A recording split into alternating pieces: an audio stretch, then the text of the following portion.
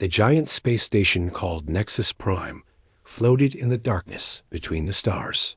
It was bigger than most cities, with metal towers that stretched for miles and docking bays that could hold hundreds of ships. Bright lights covered its surface, like tiny stars, and massive engines kept it steady in the empty space. Inside the main council chamber, beings from across the galaxy gathered around a huge circular table. The room was enormous, with a dome ceiling that showed the stars outside. Each alien species had their own section, with chairs and equipment made for their different body types. Admiral Zextar stood near the large viewing screen, his green-scaled hands gripping the metal rail. He was 8 feet tall and looked like a giant lizard that walked on 2 legs. His yellow eyes studied the numbers and pictures on the screen with growing interest.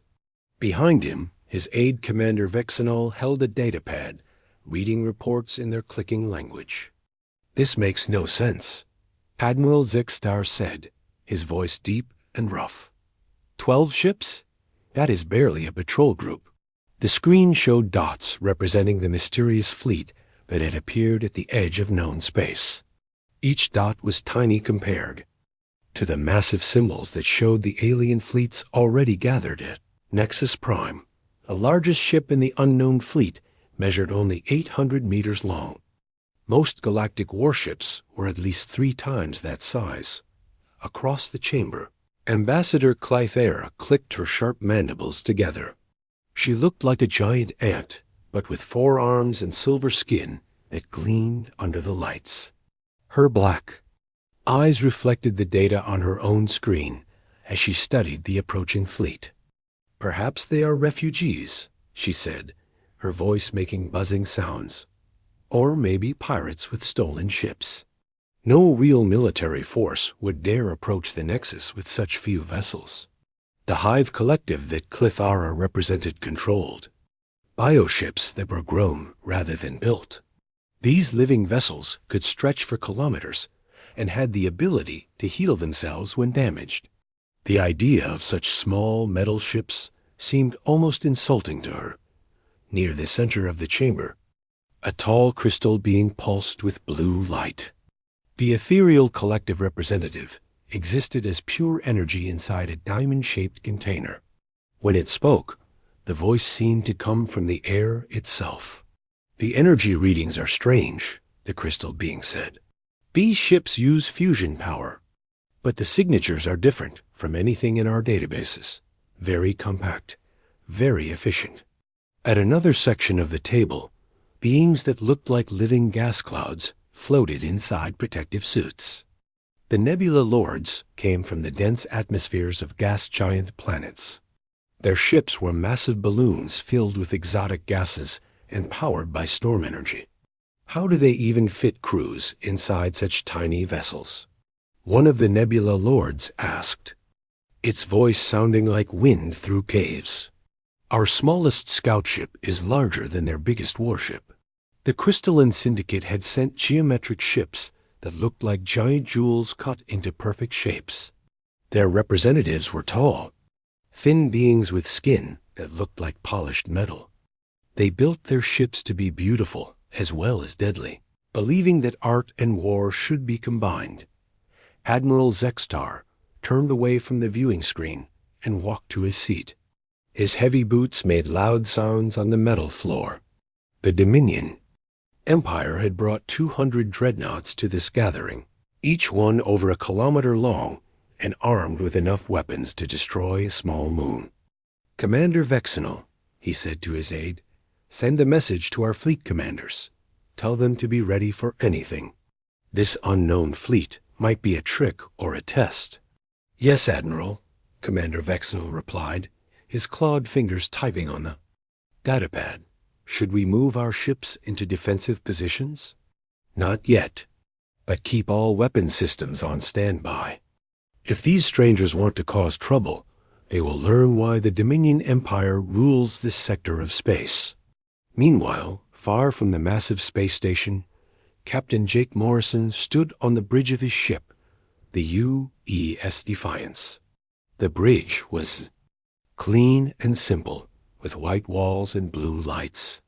Every surface had a purpose, and nothing was wasted on decoration. The crew moved quietly and efficiently at their stations.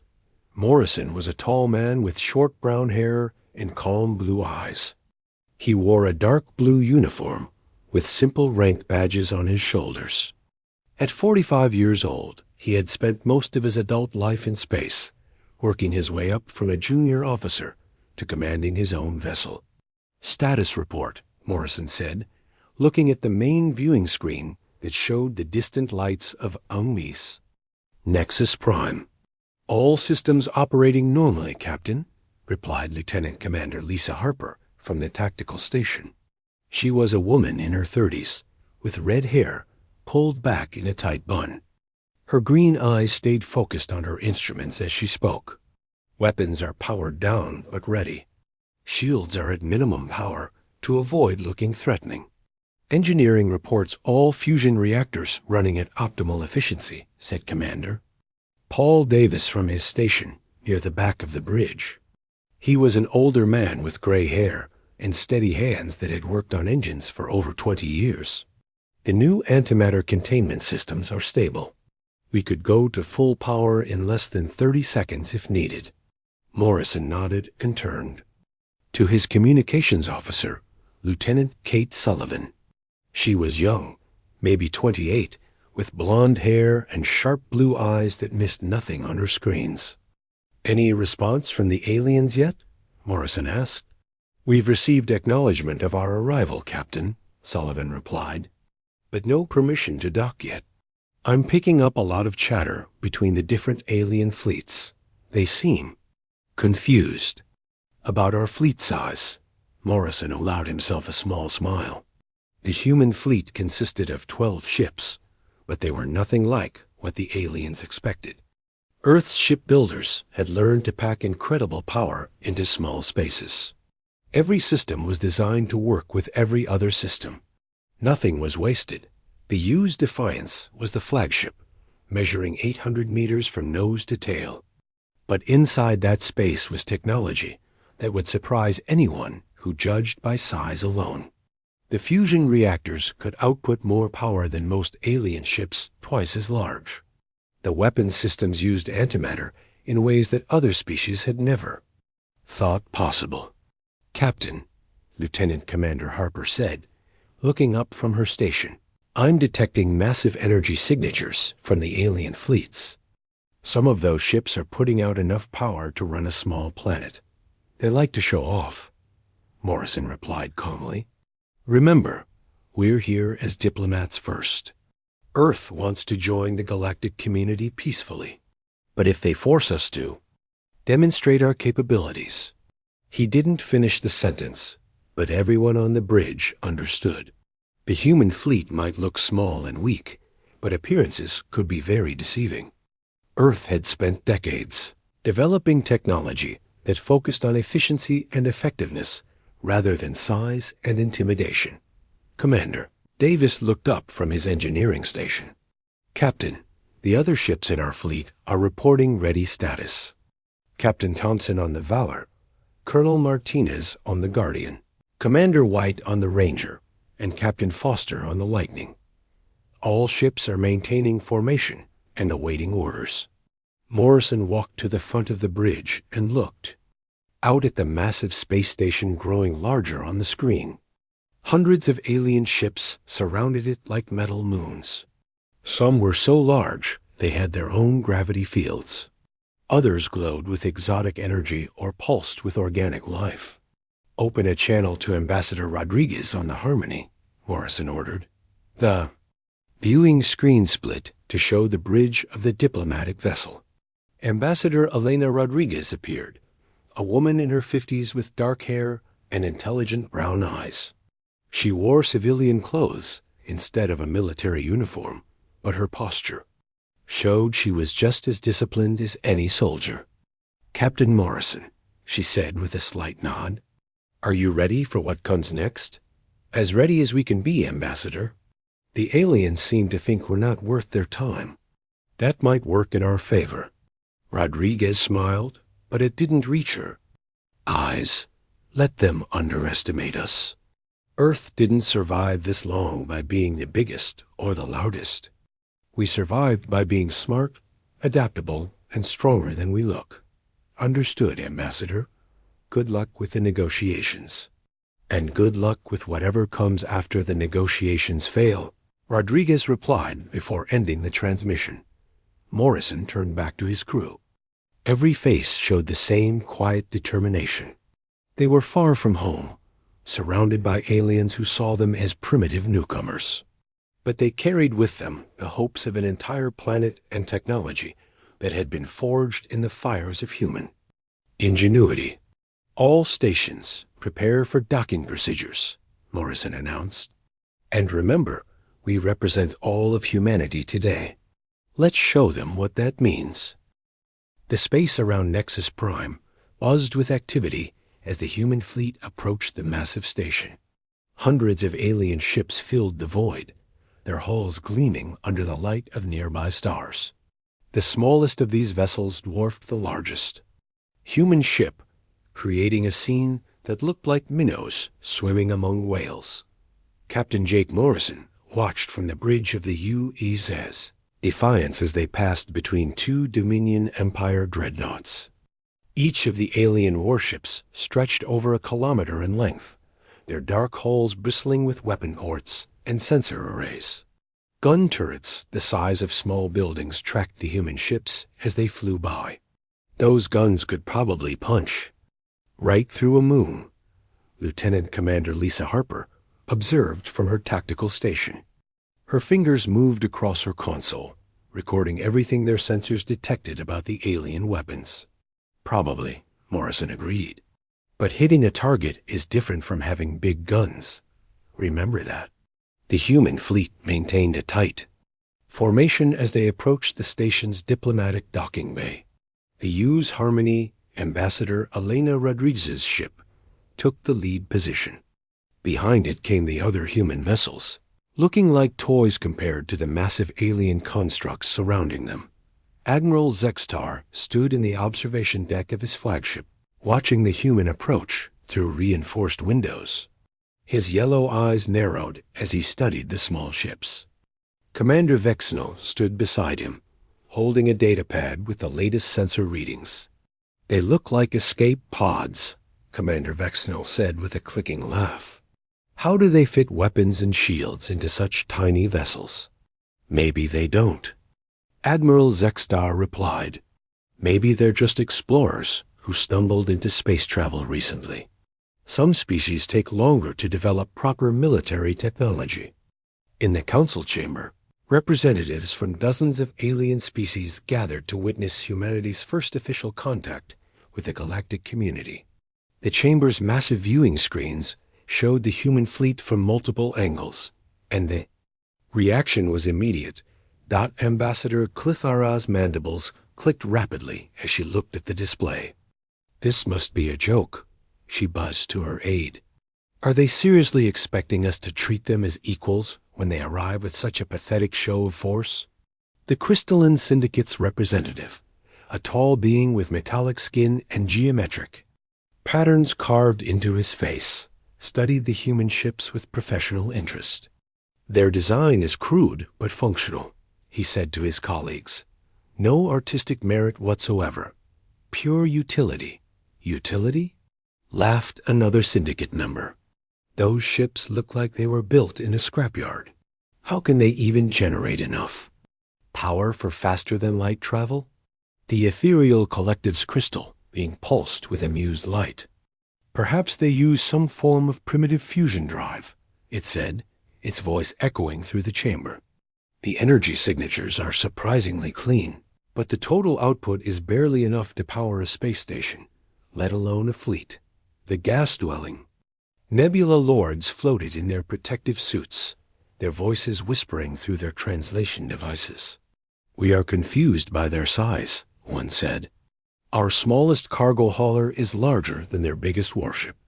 How do they carry supplies? Where do they house their crews?" "Maybe they don't need large crews," suggested another Nebula Lord. "Perhaps they are a species of very small beings." That would explain the tiny ships.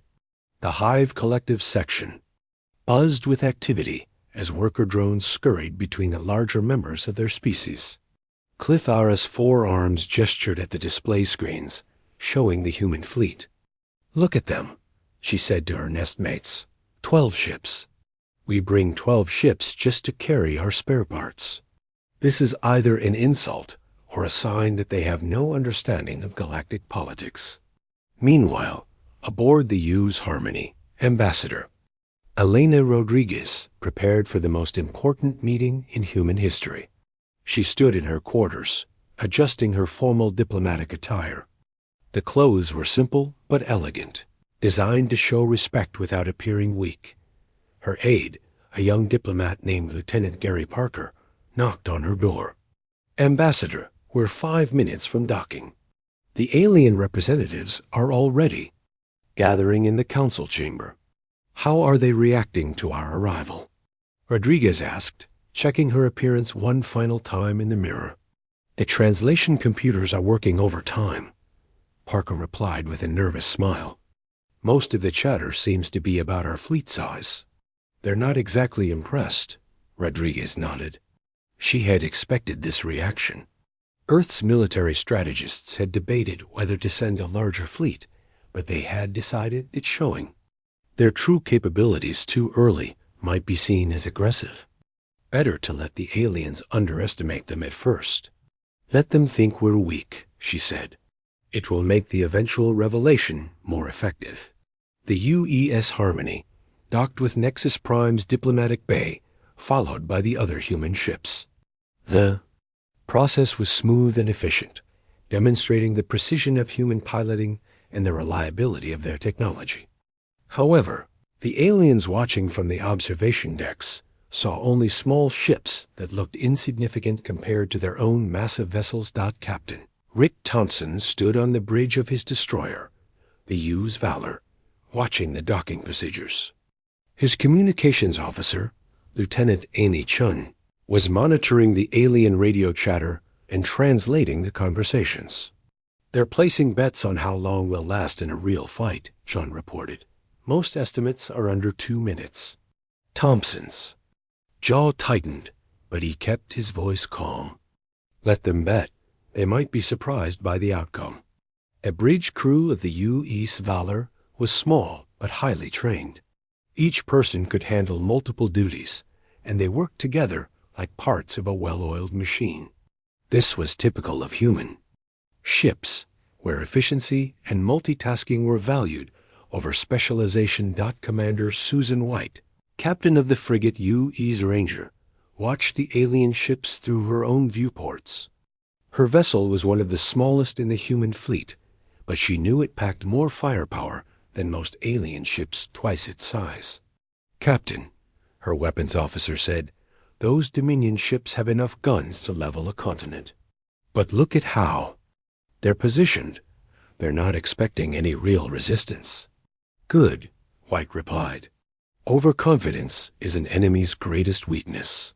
In the council chamber, the alien representatives took their seats as Ambassador Rodriguez entered the room. The chamber fell silent as she walked to the center of the circular table. Her footsteps echoed in the vast space, and every alien eye focused on her. Rodriguez was a small figure compared to most of the aliens present. Admiral Zextar towered over her, even while sitting, and the Nebula Lords floated like small clouds above their special chairs. But she carried herself with quiet dignity and showed no sign of being intimidated. "Honored representatives of the Galactic Council," she began, her voice carrying clearly through the chamber's speakers. "I am Ambassador Elena Rodriguez, representing the planet Earth and the human species. We come before you today to request membership in the galactic community." A ripple of what might have been laughter passed through the alien delegates. "Admiral." Zextar leaned forward in his chair, his scaled face showing amusement. "Ambassador Rodriguez," he said, his deep voice rumbling through the chamber, "we appreciate your courage in coming here. But surely you understand that membership in the Galactic Council requires certain ... capabilities. military strength, technological advancement, the ability to contribute to galactic security. He gestured toward the viewing screens that still showed the human fleet. Your 12 ships are impressive for a new species, but they would not survive 5 minutes against a real galactic threat. How can you protect trade routes? How can you defend against pirates or hostile forces? Rodriguez remained calm, though she could feel the weight of dozens of alien gazes upon her. We believe our capabilities may surprise you, Admiral. Humans have learned to make the most of what we have. Clithara's mandibles clicked loudly. What you have is adorable, she buzzed. But adorable does not stop an invasion fleet. Your largest ship could fit inside our smallest cargo hold. Size is not everything, Rodriguez replied. Sometimes, the most effective solutions come in small packages. The ethereal collective's crystal being pulsed with what seemed like amusement. Spoken like a species that has never faced real galactic warfare. Energy output, defensive capabilities, weapon systems. These things matter more than clever words. The energy readings from your ships are curious, admitted the Crystalline Syndicate's representative. Very efficient fusion drives, clean signatures.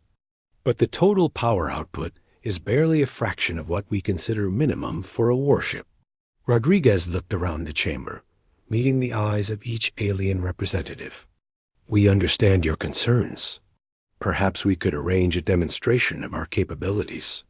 A simple training exercise to show what human technology can accomplish. The chamber erupted in a mixture of sounds, clicking, buzzing, rumbling, and whispering as the different species discussed this proposal among themselves. Admiral Zexstar raised one clawed hand for silence. A demonstration? He said, his voice carrying both amusement and challenge. What did you have in mind, Ambassador?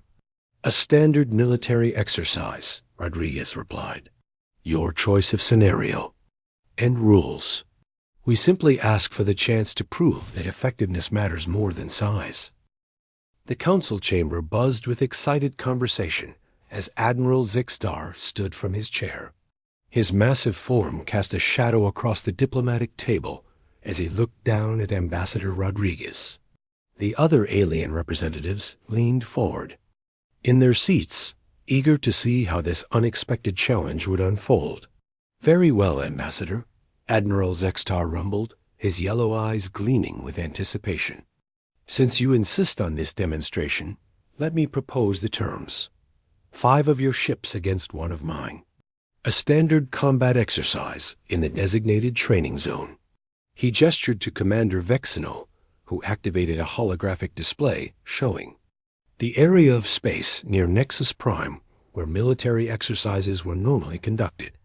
The zone was empty, except for sensor buoys that would monitor the engagement. 1 ship? Rodriguez asked, raising an eyebrow. Against 5 of ours? That hardly seems fair to you. A wave of clicking, buzzing, and rumbling laughter swept through the chamber. Even some of the more serious alien representatives seemed amused by the human ambassador's concern for fairness. Ambassador, Clithera buzzed from her section. 1 Dominion dreadnought carries more firepower than your entire fleet. This is actually quite generous of the Admiral. The Crystalline Syndicate's representative nodded in agreement. Their largest vessel masses 800 meters. Our escort ships are larger than that. 1 dreadnought should provide an adequate test of their capabilities. Rodriguez glanced at the viewing screen showing the Dominion fleet. Each dreadnought was 1.5 kilometers long, bristling with weapons and protected by shields that could deflect asteroid impacts. She had studied the technical specifications during the journey to Nexus Prime. Which ship will represent the Dominion Empire? She asked. Admiral Zexstar's scaled lips pulled back in what might have been a smile. The Apex of Glory, commanded by Captain Korath. It is one of our newest vessels, equipped with the latest weapons and defensive systems. In the observation areas surrounding the council chamber, beings from dozens of species began placing bets on the outcome. The odds heavily favored the Dominion ship, with most aliens predicting the engagement would last less than 2 minutes. Meanwhile, aboard the U's Defiance, Captain Morrison received the transmission from Ambassador Rodriguez explaining the challenge. He called together his senior officers in the ship's briefing room, a small but efficient space with a holographic display table. 5 ships against a Dominion dreadnought, Morrison announced to his team. The Admiral wants to make an example of us.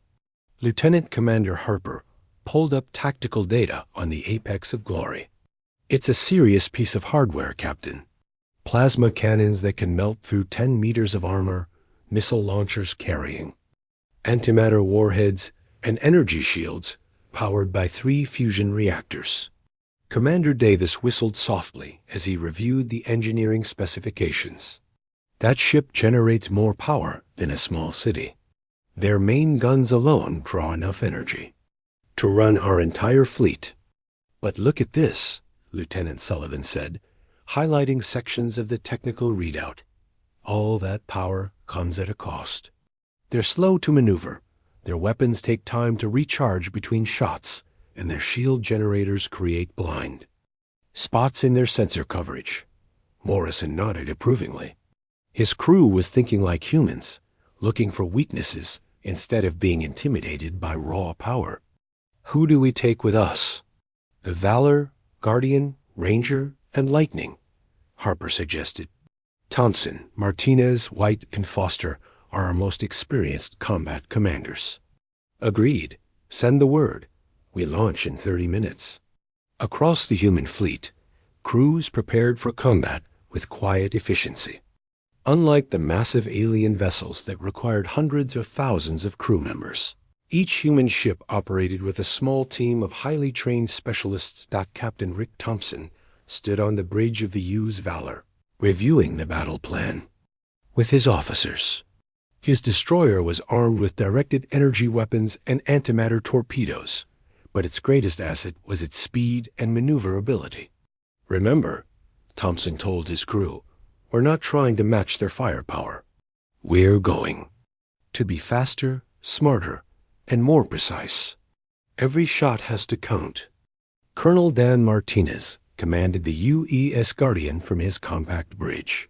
His ship specialized in electronic warfare and defensive systems. While the others would attack, his job was to disrupt the enemy's sensors and communications. Commander Susan White checked the weapon systems on her frigate, the UES Ranger. Her ship carried the most advanced targeting computers in the human fleet, designed to find weak points in enemy armor and shields. Captain Greg Foster's frigate, the UES Lightning, was equipped with the experimental antimatter beam weapon that had been developed specifically for this mission. The weapon was small compared to alien guns, but it could cut through almost any known material. In the council chamber, the alien representatives watched on multiple screens as the human ships undocked from Nexus Prime and moved toward the training zone. The 5 vessels looked tiny compared to the massive Dominion dreadnought that was already waiting for them. Look at their formation, observed the ethereal collective's crystal being. They're spread out in a loose pattern. No discipline, no proper battle order.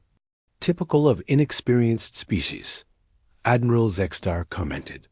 They probably learned their tactics from entertainment programs rather than actual military training. The Apex of Glory hung in space like a metal mountain, its hull dark gray with red markings showing the Dominion Empire's colors. Gun turrets, the size of buildings, tracked the approaching human ships, while missile ports opened along its flanks like the mouths of sleeping dragons. Captain Korath stood on his command bridge, a vast space filled with dozens of control stations and enormous viewing screens. He was slightly smaller than Admiral Zextar, but equally impressive, with scars across his scaled face that spoke of previous battles. All weapons charged and ready, reported his weapons officer. Shields at maximum power. They should be disabled within the first few salvos. Maintain formation and fire when they enter effective range, Korath ordered. Make it quick and clean. These humans deserve to learn their lesson without unnecessary humiliation. The training zone was marked by sensor buoys that would record every detail of the engagement. Alien ships from various species positioned themselves at safe distances to observe, their crews eager to see how galactic military technology would perform against these mysterious newcomers. Captain Morrison's voice crackled over the communication. Channel linking the 5 human ships. Remember the plan. Scatter on my mark, then converge from multiple angles. Use your speed and stay unpredictable. The apex of glory opened fire first, its massive plasma cannons sending bolts of superheated energy toward the human formation.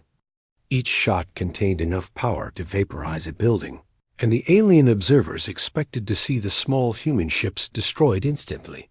Instead, something unexpected happened. The human ships scattered like startled fish, each one moving in a different direction with incredible speed and agility. The plasma bolts passed harmlessly through empty space where the formation had been moments before. Impossible, Captain Korath growled. How did they accelerate so quickly? His sensor operator checked his instruments twice before answering. Sir, they're pulling 15 gravities of acceleration. No organic crew should be able to survive those forces. What the Dominion captain didn't know was the human ships used advanced inertial dampening systems that allowed their crews to withstand massive acceleration without harm. The technology was compact and efficient, fitting into spaces that alien engineers would consider too small for a coffee maker.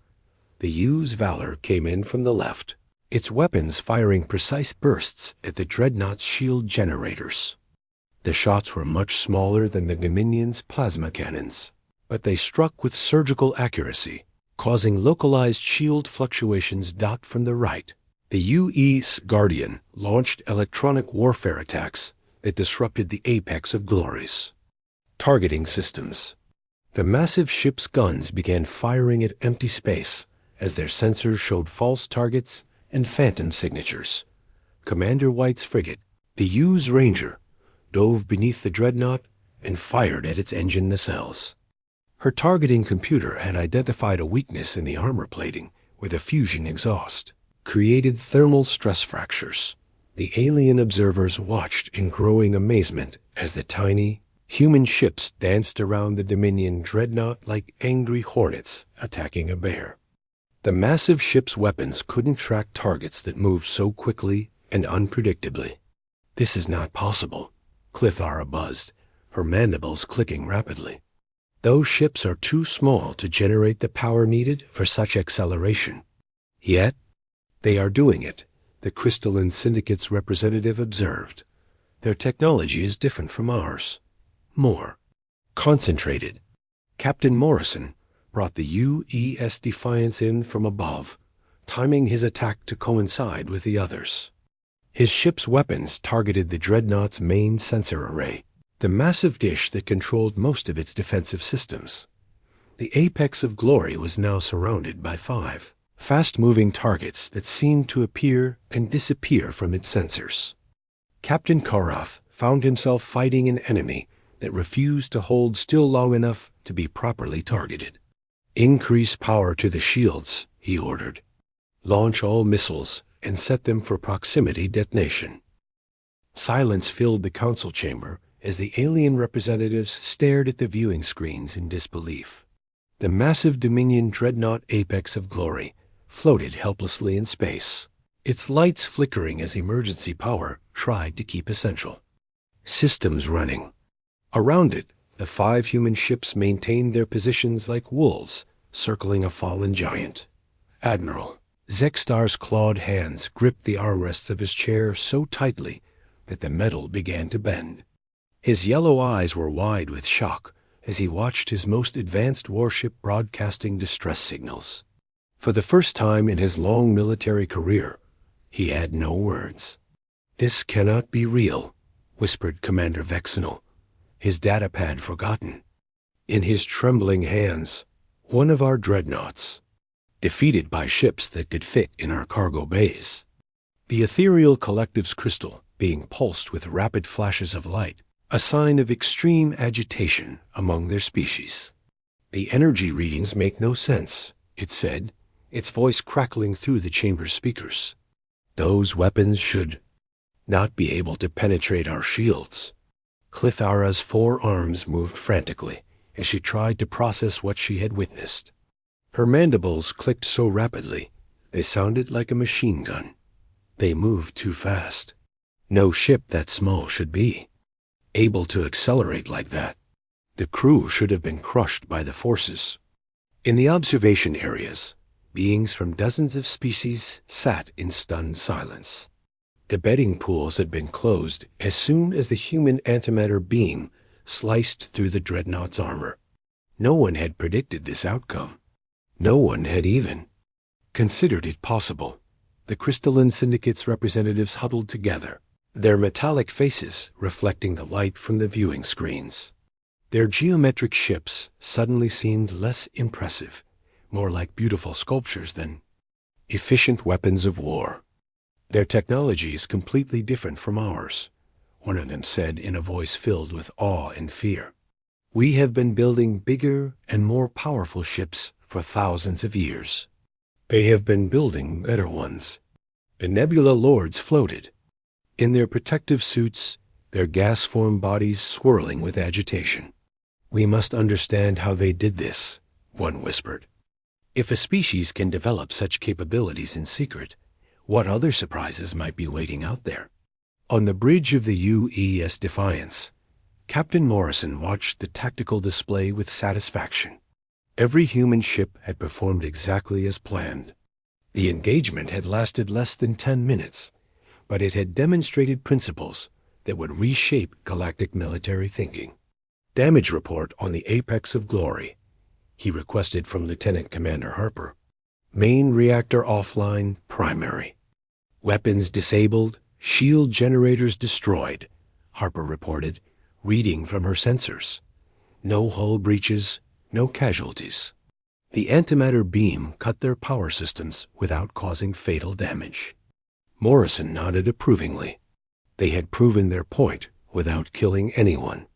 The demonstration was about capability, not revenge or conquest. Captain, Lieutenant Sullivan announced from her communication station, we're receiving multiple hails from alien ships. They all want to know how we did that. Tell them to direct their questions to Ambassador Rodriguez, Morrison replied, and signal the fleet to return to Nexus Prime. I think we've made our impression. Captain Korath stood on the darkened bridge of his crippled dreadnought, staring at the emergency displays that showed the extent of the damage. His ship, the pride of the Dominion fleet, had been systematically taken apart by opponents he had dismissed as insignificant. Engineering report, he called out, his voice hoarse with shock. Sir, his chief engineer replied, they targeted our systems with incredible precision. The antimatter beam that finished us somehow knew exactly where to hit our reactor housing. It's like they had complete blueprints of our ship. Korath closed his eyes and tried to understand what had happened. The human ships had moved like nothing he had ever seen in combat. They had attacked from impossible angles, using weapons that seemed to bend the laws of physics. How did they penetrate our shields? He asked. I'm not sure they did, sir, the engineer answered slowly. I think their weapons work differently than ours. Instead of overwhelming our defenses with raw power, they seemed to find ways around them. A rescue ship from the Dominion fleet approached to offer assistance, but Korath found himself looking toward the small human vessels with something approaching respect. They had defeated him fairly, using superior tactics and technology. In the warrior culture of his species, that earned them honor. Back in the council chamber, Admiral Zextar forced himself to stand and face the viewing screens. The human ships were already heading back toward Nexus Prime, their demonstration complete. He realized that everything he thought he knew about military power had just been proven wrong. "Open a channel to the human fleet," he commanded, his voice barely above. A whisper, the main screen flickered and showed Captain Morrison on the bridge of the UE's Defiance. The human looked calm and professional, showing no signs of arrogance or triumph despite his incredible victory. "Admiral Zextar," Morrison said with a respectful nod, "I hope your ship's crew is unharmed. We targeted systems, not personnel." "They are safe," Zextar replied, struggling to find words. "Captain Morrison, I must ask, how did you accomplish this? Your ships are so small, your energy output so limited compared to ours." Morrison smiled slightly. "Different approaches to the same problems, Admiral. We learned early that bigger is not always better. Sometimes the most effective solution is the most efficient one." The Crystalline Syndicate's representative leaned forward in his chair. "Your weapons technology, it defies our understanding of physics. How do you contain antimatter in such small systems?" "Careful engineering and a lot of practice," Morrison answered. "We've had to make every system count. When resources are limited, innovation becomes necessary." Ambassador Clithara's voice buzzed with a mixture of fear and curiosity. "Your ships moved faster than should be possible for organic crews. How do you survive such acceleration?" "Inertial dampening fields," Morrison explained. "We've learned to manipulate gravity on a small scale. It allows us to protect our crews while maintaining extreme maneuverability. The ethereal collectives, crystal being pulsed with rapid light sequences. The energy efficiency of your systems is remarkable. You accomplish more with less power than we thought possible." Morrison's expression grew more serious. "That's been humanity's strength from the beginning. We come from a world where resources are precious and waste is deadly. Every system on our ships serves multiple purposes. Every weapon is designed for maximum effect with minimum energy. But how?" demanded the Nebula Lord representative. "Our engineers have worked for millennia to perfect our technology. How did one species develop such advanced systems?" "Necessity," Morrison replied simply. "Earth is a dangerous place. We've been fighting for survival since we first looked up at the stars. Every conflict, every crisis taught us to do more with less. We had to become efficient or die." Admiral Zextar found his voice again, though it carried a new tone of respect. "Captain Morrison, I formally apologize for underestimating your capabilities. The Dominion Empire has learned a valuable lesson today." "No apology necessary, Admiral," Morrison said. "You gave us a fair test, and we were able to prove ourselves. That's all we wanted?" The chamber erupted in a cacophony of sounds as representatives from different species began talking among themselves. The implications of what they had witnessed were staggering. If humans could accomplish so much with such small ships, what did that mean for the future of galactic warfare? More importantly, what did it mean for the balance of power between the different species? "Captain Morrison," Admiral Zextar said, his voice carrying across the noise, "I believe the Galactic Council owes humanity a formal apology. We judged you by appearance rather than capability, and we would like to learn from you," added the Crystalline Syndicate's representative.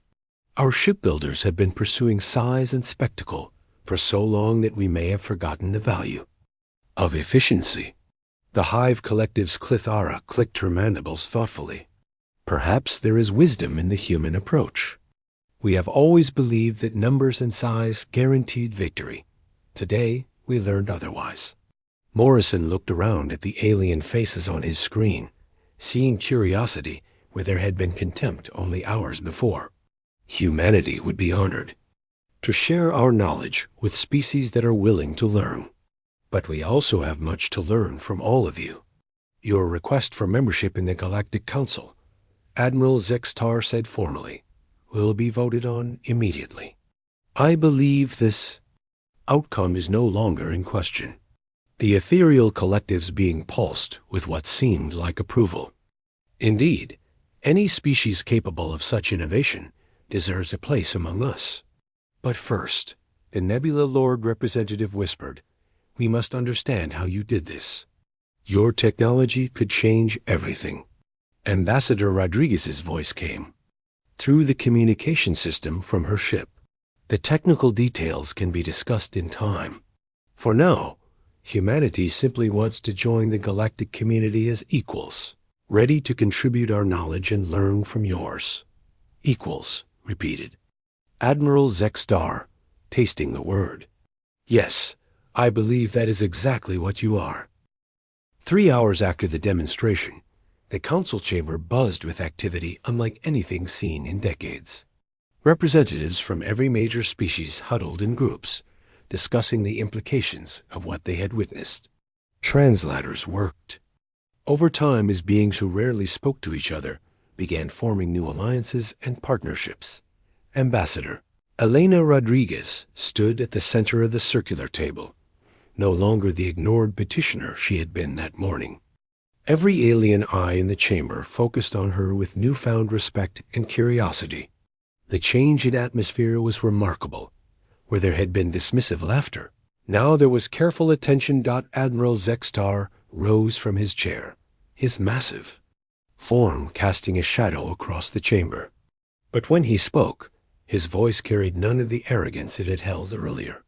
Instead, there was humility and genuine respect.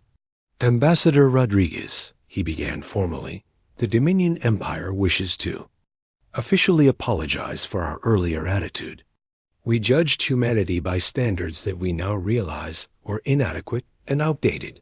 A murmur of agreement rippled through the chamber as other representatives nodded their approval. Even Clith Ara, who had been among the most dismissive earlier, clicked her mandibles in a pattern that indicated respectful acknowledgement. "Admiral," Rodriguez replied with diplomatic grace, "no apology is necessary. First impressions are natural, and we understand that our approach to technology is different from the galactic norm. We're simply grateful for the opportunity to prove ourselves." The Crystalline Syndicate's chief representative stood, his metallic features reflecting the chamber's lights. "Ambassador, our military engineers are requesting immediate consultations with your technical staff. The efficiency of your ship designs challenges everything we thought we knew about space combat. And your weapons technology," added the ethereal collective's crystal being, pulsing with excited energy, "represents a completely new approach to antimatter manipulation. We have been trying to harness such forces for centuries with limited success." Rodriguez smiled politely. "Humanity is willing to share our knowledge, but we hope for mutual exchange. Your species have technologies and insights that could benefit Earth greatly. We believe cooperation serves everyone better than secrecy." From the Nebula Lord section came a whispered comment that was quickly translated. "They speak of cooperation, not domination. This is unexpected from a species with such military capability." Captain Morrison's voice came through the communication system from the UE says Defiance. "If I may address the Council, Admiral Zexstar." "Of course, Captain," Zexstar replied, gesturing toward the main viewing screen. Morrison appeared on the display, still on his ship's bridge, but now speaking to the entire Galactic Council. "Honored representatives, I want to clarify something important. The demonstration you witnessed today represents only a small portion of humanity's actual capabilities." The chamber fell silent.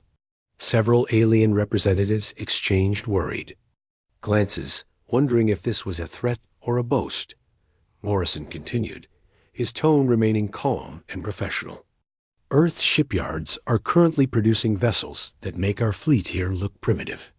But we didn't come to the galaxy to conquer or intimidate. We came to learn, to trade, and to contribute to the peace and prosperity of all species." "Captain Morrison," Admiral Zexstar said carefully, "are you saying that your 12 ships are not your best technology?"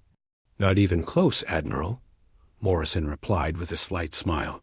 The ships we brought here were chosen for diplomatic missions, not military campaigns.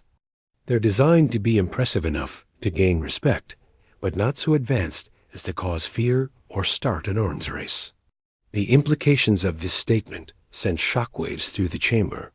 If these diplomatic ships could defeat a Dominion dreadnought, what could humanity's actual warships accomplish?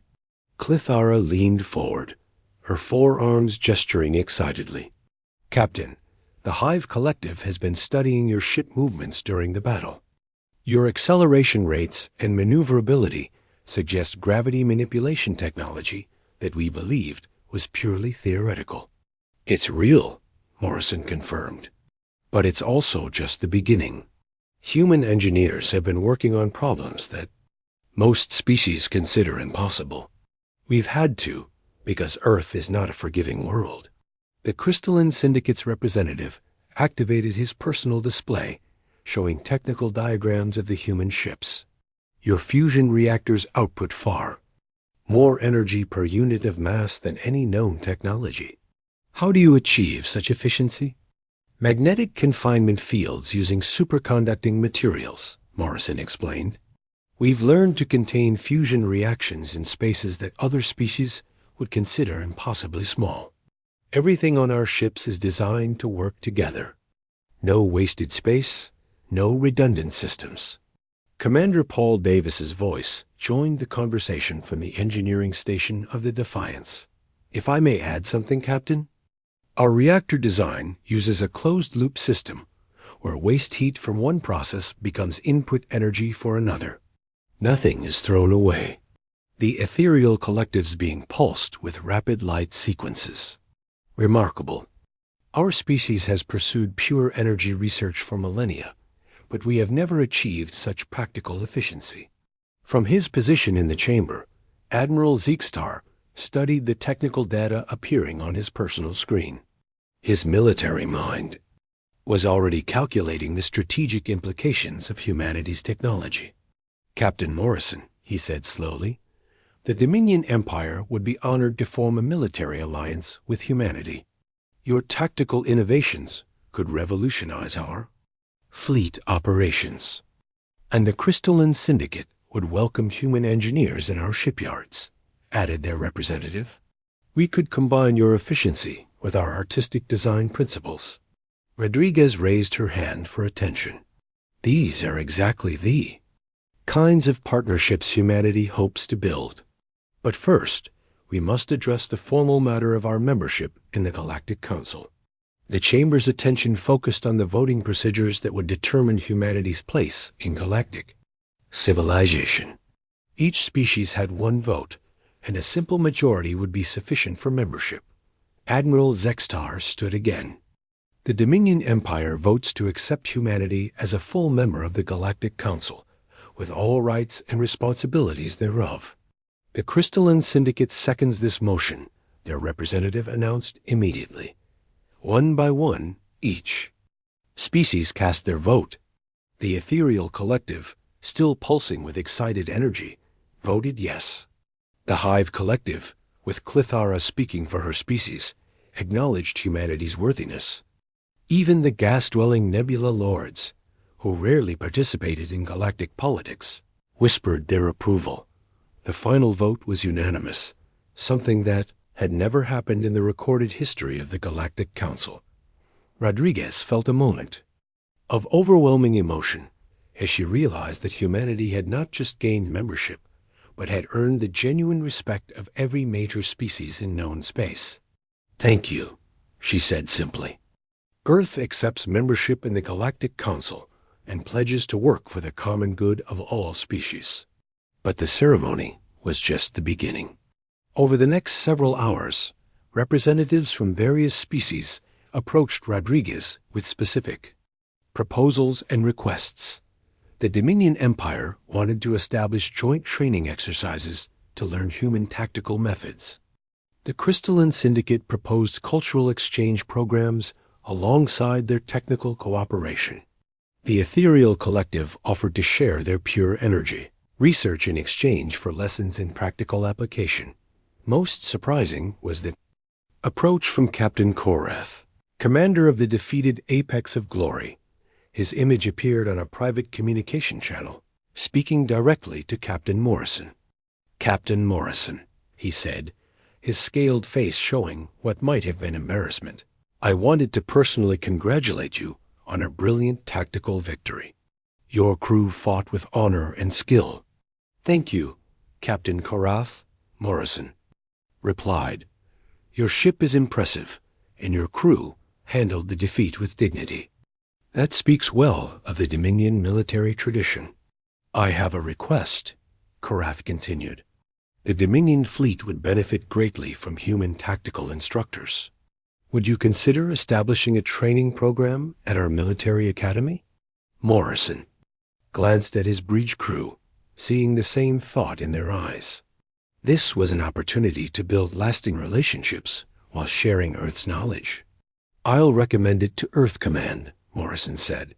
I think we could arrange something mutually beneficial. As the day progressed, it became clear that humanity's arrival would trigger massive changes throughout galactic civilization.